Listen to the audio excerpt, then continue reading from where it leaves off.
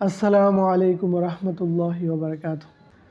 আজ আমরা কথা বলবো আছে এবং নাই এর মধ্যকার পার্থক্য নিয়ে, পারি এবং পারি না এর মধ্যকার দূরত্ব নিয়ে, করি এবং করি না এর মধ্যকার ব্যবধান নিয়ে। আমাদের চারপাশে কেউ হাজারো বাধা পেরিয়ে সফলতার শিখরে পৌঁছে যায়, আবার কেউ সব সুবিধা পেয়েও নিজের জীবনটাকে দুর্বিষহ করে তোলে। কেন এমন হয়? আমি দীর্ঘদিন ধরে এই প্রশ্নের উত্তর খুঁজেছি এবং জানতে চেয়েছি কী সেই জিনিস যা একজনকে অন্যজন থেকে আলাদা করে দেয়।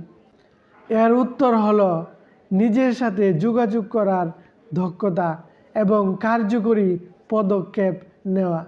সফল মানুষদের জীবনেও সমস্যা আসে, পার্থক্য হলো সেই সমস্যার মোকাবেলা কিভাবে করে। সফলতা এবং ব্যর্থতার মাঝে এটাই মূল ফারাক।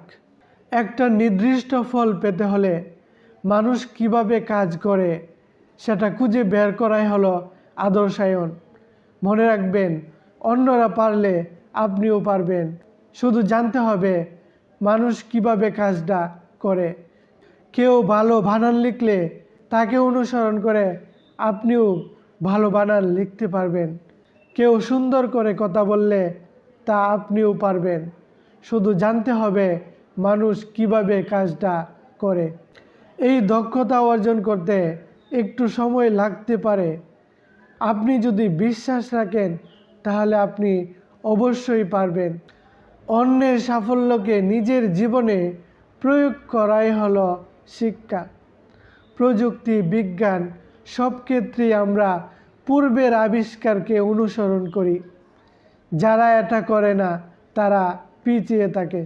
জাপান অন্য দেশের আইডিয়া নিয়ে সেটাকে আরও উন্নত করে, এটাই তাদের সাফল্যের রহস্য। এই পদ্ধতি অনুসরণ করে আমিও অনেক ভালো ফল পেয়েছি। মনে রাখবেন, সব কৌশল সবসময় কাজে লাগে না। প্রয়োজনে কৌশল পরিবর্তন করুন। আমরা সবাই কোনো না কোনোভাবে অন্যদের অনুসরণ করি, কিন্তু বেশিরভাগ মানুষ এলোমেলোভাবে এটা করে। আমরা তাদের অনুসরণ করি যাদের শ্রদ্ধা করি, কিন্তু তারা কিভাবে কাজটা করে সেটা জানি না।